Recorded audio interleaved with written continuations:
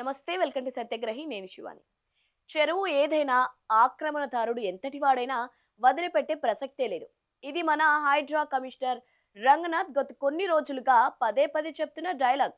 వినడానికి ఎంత బాగుందో కదా. సామాన్యుల ఇల్లు కూల్చేటప్పుడు బుల్డోజర్లు జెట్ స్పీడ్ తో దూసుకెళ్తాయి. సెలబ్రిటీలు ఫామ్ హౌస్ల గోడలు బద్దలు కొట్టేటప్పుడు అధికారులు సింగల్లా గర్జించారు. కానీ కట్ చేస్తే ఇప్పుడు సీన్ టోటల్ గా మారిపోయింది. హైదరాబాద్ లోని జూబ్లీహిల్స్ పరిధిలో ఉన్న కోడి చెరువు దగ్గరకు వచ్చేసారు. హైడ్రా బుల్డోజర్లకి డీజిల్ అయిపోయిందా, లేక ఇంజన్ సీజ్ అయిందా, ఎందుకని అంతటా ఒకటే సైలెన్స్? ఈ రోజుటి మన స్పెషల్ అనాలిసిస్ లో కోడి చెరువు కథ ఏంటి, పవన్ కళ్యాణ్ కాంట్రాడిక్టరీ స్టేట్మెంట్స్ వెనుక అసలు మర్మం ఏంటి, ఇందులో ఉన్న పొలిటికల్ లింకులు ఏంటో క్లియర్ కట్ గా చూసేద్దాం. స్కిప్ చేయకండి. విషయంలోకి వస్తే, AP deputy CM Pawan Kalyan Hyderabad లో నివసిస్తున్న ఇల్లు, ఆఫీస్ ప్రాంగణం ఒకప్పటి కోడి చెరువు బఫర్ జోన్.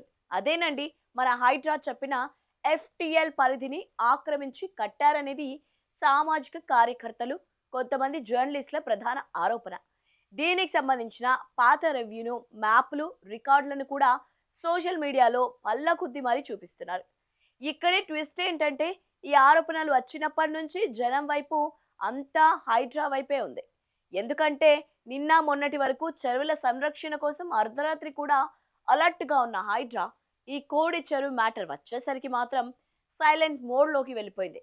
ఒక్కటంటే ఒక్క అఫీషియల్ ప్రెస్ మీట్ నోట్ లేదు. కనీసం అది ప్రభుత్వ భూమా, ప్రైవేట్ భూమా అని తేల్చే ప్రయత్నము జరగడం లేదు. దీంతో జనాల్లో ఒక్కటే డౌట్: చట్టం అందరికీ ఒకేలా వర్తించదా, లేక పవన్ కళ్యాణ్ పేరు వినబడగానే రూల్స్ బుక్ మారిపోతుందా? సరే, అధికారుల సంగతి పక్కన పెడితే స్వయంగా జనసేన అధినేత పవన్ కళ్యాణ్ ఈ విషయంపై స్పందించారు. కానీ ఆయన ఇచ్చిన క్లారిటీ చూసి అభిమానులతో పాటు సామాన్య ప్రజలు కూడా కాస్త తలలు కోక్కోవాల్సి వచ్చింది. ఎందుకంటే ఆయన ఒకే ప్రెస్ మీట్ లో 3 విభిన్నమైన స్టేట్మెంట్లు ఇచ్చారు. స్టేట్మెంట్ 1: ప్రభుత్వం కనుక అది ఆక్రమణని నిర్ధారిస్తే రూపాయి తీసుకోకుండా ఆ భూమిని ప్రభుత్వానికి అప్పగించేస్తా. అబ్బా, ఎంతటి ఉదార స్వభావం, చట్టంపై ఎంతటి గౌరవం!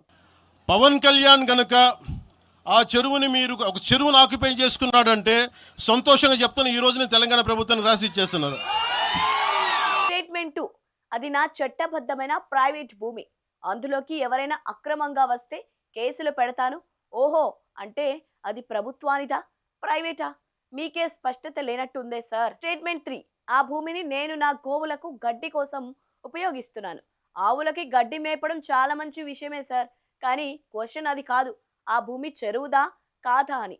ఇలా ఒకే అంశంపై పరస్పర విరుద్ధంగా మాట్లాడేసరికి విమర్శకులకు పెద్ద ఆయుధం దొరికినట్లయింది. నిజంగానే ఆ భూమి రికార్డులు పక్కాగా ఉంటే, ఇదిగోనండి నా రిజిస్ట్రేషన్ డాక్యుమెంట్లు, ఇదిగోండి లీగల్ పర్మిషన్లు అని క్లియర్ గా చూపించి ఆరోపణలు చేసే వాళ్ళ నోళ్లు మూయించవచ్చు కదా. అలా కాకుండా ప్రభుత్వం తేల్చాలి అని డిప్యూటీ సీఎం హోదాలో ఉన్న ఆయనే అనడం కొసమెరుపు. ఇక అసలు కథ ఇక్కడే ఉంది. ఎందుకు హైడ్రా నోరు మెదపడం లేదు? ఎందుకు తెలంగాణ కాంగ్రెస్ ప్రభుత్వం ఈ విషయంలో తత్సారం చేస్తోంది? దీని వెనుక ఉన్న పొలిటికల్ ఈక్వేషన్స్ ఏంటో ఒకసారి విశ్లేషిద్దాం. రాజకీయ వర్గాల్లో వినిపిస్తున్న టాక్ ప్రకారం ఇది ఒక పెద్ద పొలిటికల్ ట్రయాంగిల్ ఈక్వేషన్. ఏపీలో చంద్రబాబు ప్రభుత్వంలో పవన్ కళ్యాణ్ డిప్యూటీ సీఎం, ఇక తెలంగాణ సీఎం రేవంత్ రెడ్డికి చంద్రబాబుకి ఉన్న గురు శిష్యుల బంధం గురించి ప్రత్యేకంగా చెప్పక్కర్లేదు. ఇప్పుడు గనక తెలంగాణలోని హైడ్రా వెళ్లి పవన్ కళ్యాణ్ ఇంటిపై నోటీసులు ఇస్తే ఆ ఎఫెక్ట్ నేరుగా ఏపీ కూటమి ప్రభుత్వంపై పడుతుంది. అటు చంద్రబాబుకి నచ్చదు, ఇటు పవన్ కళ్యాణ్తో సత్సంబంధాలు దెబ్బతింటాయి. అందుకే సామాన్యుల ఇల్లైతే కూల్చాయి, గరీబోడి గుడిసె అయితే పీకై, కానీ పొలిటికల్ పవర్స్ జోలికి వస్తే మాత్రం చూద్దాం, చేద్దాం, రికార్డులు పరిశీలిద్దాం అంటూ ఫైళ్లను పక్కన పెట్టే అనే పాలసీని ఇక్కడ వాడుతున్నట్లు స్పష్టంగా కనిపిస్తోంది. హైడ్రా కేవలం ప్రతిపక్ష నేతలను, సామాన్యులను టార్గెట్ చేయడానికేనా? అధికారంలో ఉన్న వారి మిత్రులకు ఒక న్యాయం, ఇతరులకు ఒక న్యాయమా అనే ప్రశ్నలు ప్రజల నుంచి బలంగా వినిపిస్తున్నాయి. ప్రజాస్వామ్యంలో చట్టం అందరికీ సమానంగా వర్తించినప్పుడే వ్యవస్థలపై ప్రజలకు నమ్మకం ఉంటుంది. కోడి చెరువు వ్యవహారంలో ఆరోపణలు నిజమా అబద్ధమా అనేది తేల్చాల్సింది సోషల్ మీడియా కాదు, రాజకీయ పార్టీలు అంతకన్నా కాదు.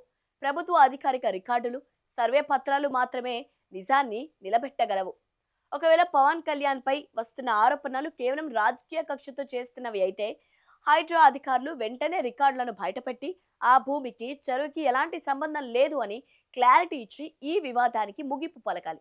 అలా కాకుండా నిజంగానే అక్కడ ఆక్రమణ ఉంటే చట్ట ప్రకారం చర్యలు తీసుకోవాలి. అంతే తప్ప ఒక కేసులో బుల్డోజర్ స్పీడ్గా దూసుకెళ్లడం, మరో కేసులో మౌనంగా ఉండిపోవడం చూస్తే వ్యవస్థల నిష్పాక్షికతపై జనం ముక్కున వేలేసుకోవడం ఖాయం. మరి ఈ కోడి చెరువు కథపై హైడ్రా ఎప్పుడు నోరు విప్పుతుందో చూడాలి.